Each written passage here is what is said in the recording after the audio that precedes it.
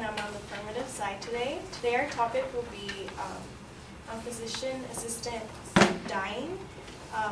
So today we want to present that terminally ill patients should have a right to physician assistant suicide. So physician assisted suicide is when a physician provides a competent terminally ill patient with a prescription for a lethal dose of medication with the patient's request to end their life. PSA recently became legal in California, which is now the 5th state that allows PSA. It has been an important topic in the medical industry that comes with many skeptical perspectives as well. We are here to say that physician-assisted suicide should be a right that terminally ill patients should have for many reasons. First one being that PSA will be beneficial to terminally ill patients and their families. Second, it will prevent doctors from being prosecuted. And third, it can save a terminally ill patient money rather than paying for a dreadful treatment. So first off, who asks for PSA? Patients with cancer are the top ill patients that ask for PSA, also people with AIDS and neurological diseases. Most of them have medical coverage and have access to hospitals. And this is all from the University of Rochester Medical Center. So to start off with, our significance on this is that physician-assisted suicide is beneficial to terminally ill patients and their families and close friends. So through benefits for terminally ill patients would be that they realize individual autonomy, it reduces needless pain and suffering, it provides psychological reassurance to dying patients and their loved ones. So the way it does this is that someone who is terminally ill cannot live their life to their full potential and will be living a life of pain and suffering. Usually terminally ill patients are people who have less than 6 months to live.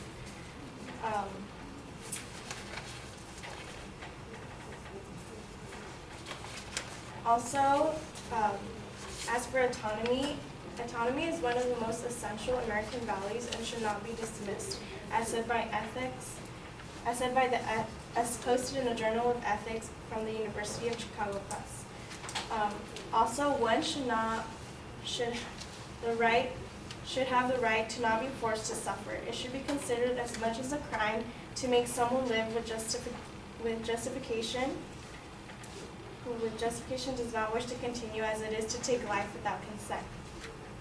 And that is from Faye Grish, and he's a human development and psychologist.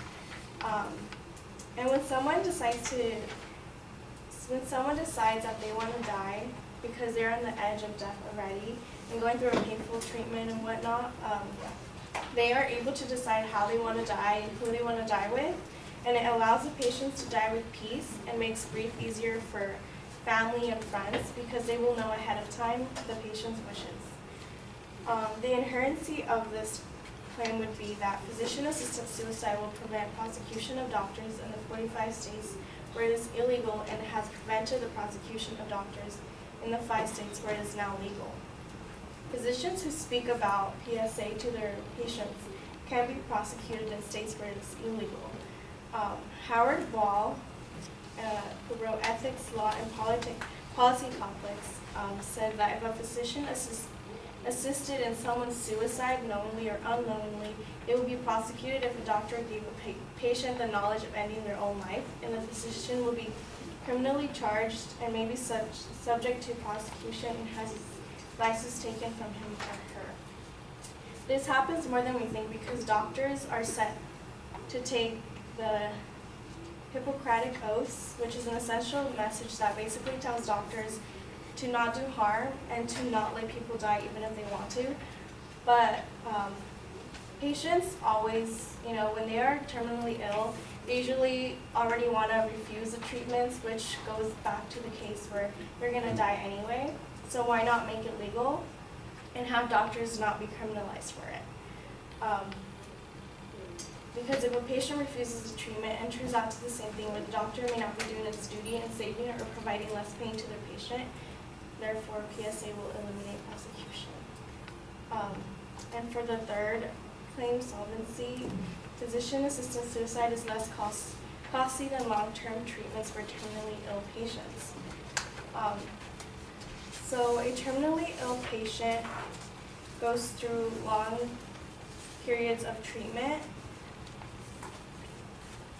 The people that usually ask for PSA the most are cancer patients and have less than 6 months of dying. And for this, cancer, on average, cancer treatments cost,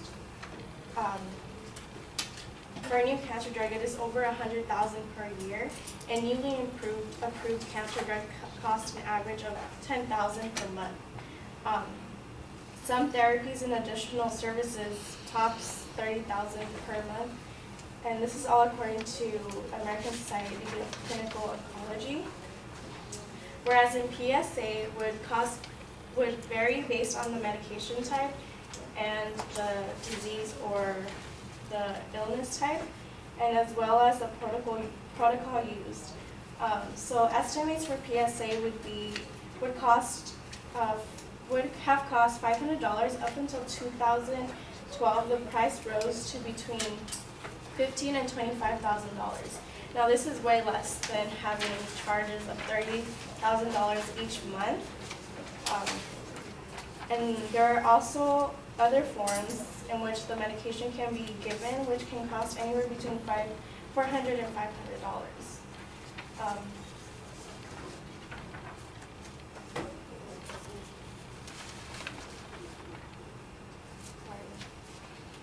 So, in addition to that, a foregoing average of 4 weeks of life and the medical cost in the last month of life for each patient who dies is $10,118. And legalizing physician-assisted suicide would save approximately $620 million in a year. With this being said, physician-assisted suicide will have more benefits than horrors to it. It will help many people who can no longer live a life of joy and a life without pain.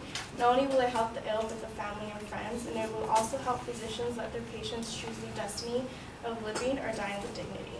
Thank you.